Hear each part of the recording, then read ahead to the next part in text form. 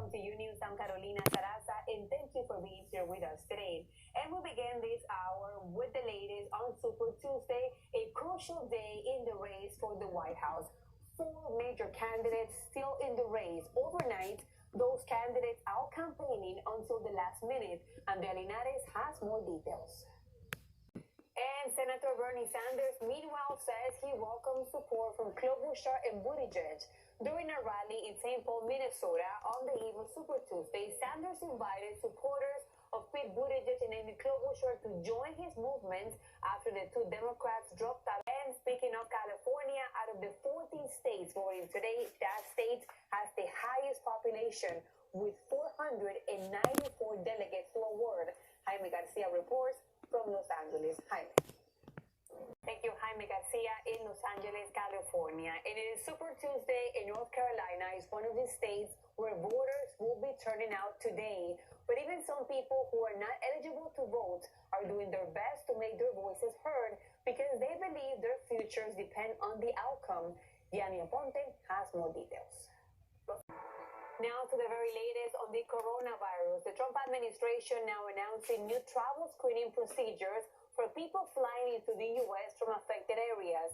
There are now more than 90,000 cases worldwide, the death toll climbing past 3,000. And here in the U.S., more states are now reporting cases, including Georgia. 6 people have died, all in Washington state, as new states reveal their own cases of the virus. And joining me now is Dr. Santiago Neme, an infectious disease specialist. Now, 7 major economies pledged to use all appropriate tools to deal with the spreading of the coronavirus, but announced no immediate actions. The group of Mexico, the number of possible coronavirus cases rose from 8 to 21 in just 1 day. But while the number of potential infected patients increases, so does the fear amongst medical professionals who would have to treat those patients. They say there are currently inadequate measures to handle a pandemic. Paulina Gomez has the report from Mexico City. This claims the medical community expects the Mexican authority implement changes to fix health policies to protect this vulnerable group from the coronavirus. Paulina Gomez-Bulshiner in Mexico City, Unews. University students studying abroad ordered to evacuate Italy due to the spread of the coronavirus.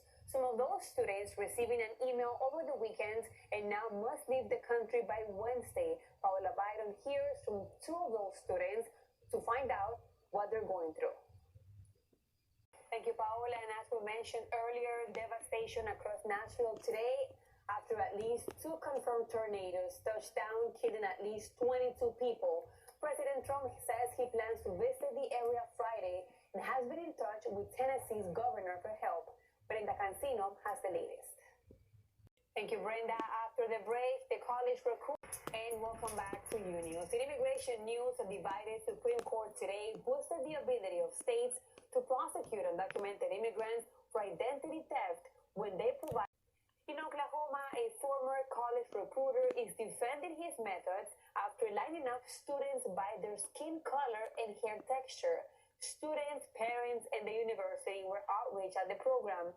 But as Aileen Carver reports, the recruiter says he's been doing this for years. Now, protesters for Black Lives Matter say they were met with a gun when they came to the home of the Los Angeles district attorney. The group showed up Monday morning with signs, chants, and chairs. What happened next was caught on video. Jorge Hernandez has more. Lawyers for R. Kelly want a judge to dismiss some of the charges against him. The specific counts are connected to a New York law on sexually transmitted diseases. The law makes it a misdemeanor to engage. After the break, 2 men charged. On Monday, an Ohio jury found 2 men guilty of killing a 3-year-old in a drive-by shooting back in 2018. The parents of Gannon Stouch stood bravely on Monday morning as his stepmom was arrested. Rafael Rodriguez has a closer look at the moment. Coming up, results. And now to that meeting between the Queen and Harry, the 2 sitting down for hours on the heels of that royal exit. Azul Alvarez has all the details.